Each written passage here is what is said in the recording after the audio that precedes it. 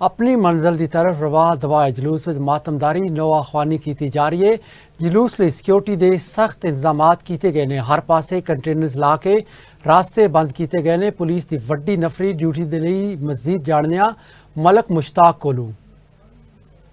मौजूद हाँ जी दफ्तर के सामने ते लाहौर दे विच पांडू स्ट्रीट वाला जलूस नो मुहर्रम दा मरकजी जलूस पांडू स्ट्रीट कृष्ण नगर तो बरामद होया जेड़ा कि अपने मुकर्रर रास्ते तो होंदा होया नीली बाग चौक सैक्टरी 8 इस वेले अनारकली दे बाहर पहुंच चुका है। तो हम दसदा चलां कि ये जलूस कई दहाइयों तो इस तरह निकल रहा है और दस रहा है कि हुसैनियत कल भी जिंदा सी, हुसैनियत अज भी जिंदा है। इस हवाले नाल असीं गल कर रहे हैं। सर दसना जलूस बिल्कुल कितने बजे निकलिया किस तरह से पहुंचा जी? अल्लाहुम्मा सल्ली अला मोहम्मद वाले मोहम्मद।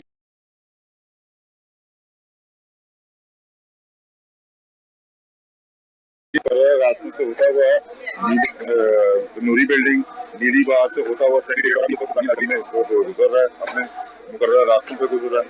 और यहाँ पे क्या कहते हैं सिक्योरिटी के इंतजाम बहुत अच्छे बेहतरीन तरीके से किए गए हैं। अज़ादार अपने अज़ादारी कर रहे हैं। और ये 1400 साल पहले जो एक बहुत ही दर्दनाक वाक़या जो रौनुमा हुआ और आले मोहम्मद के साथ जो 10 मुहर्रम को इतना जुल्माना तशद्दुद किया गया और उसकी याद में हम ये अज़ादारी करते हैं।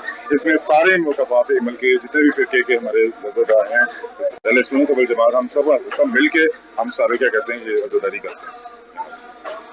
जी बिल्कुल इस वेले नारकली के चलो पुरानी नारकली के कोल जुलूस पहुंच चुके हैं। खामा सदात वाल रवा दवा है। खामा सदात तो जुलूस वापस पांडू स्ट्रीट पहुंच के इख्तिताम पजीर होगा। लेकिन अगर गल करिए सिक्योरिटी के सख्त इंतजाम किए गए हैं। जुलूस वाल आने वाले सारे रस्ते मुकम्मल तौर पर बंद ने।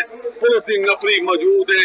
कंटेनर खारदार तारा लगाई गई ने। किसी भी जुलूस के अंदर आने की इजाजत नहीं दी जानी। लेकिन जुलूस जो पुरअमन तरीके अपनी मंजिल की तरफ रवा दवा है। ये 9 मुहर्रम का लाहौर का मरकजी जुलूस जेड़ा कृष्ण नगर पांडू स्ट्रीट तो निकल के खैमा सादात पहुंचता है। खैमा सादात तो वापस पांडू स्ट्रीट पहुंच के इख्तिताम पजीर होता है। जी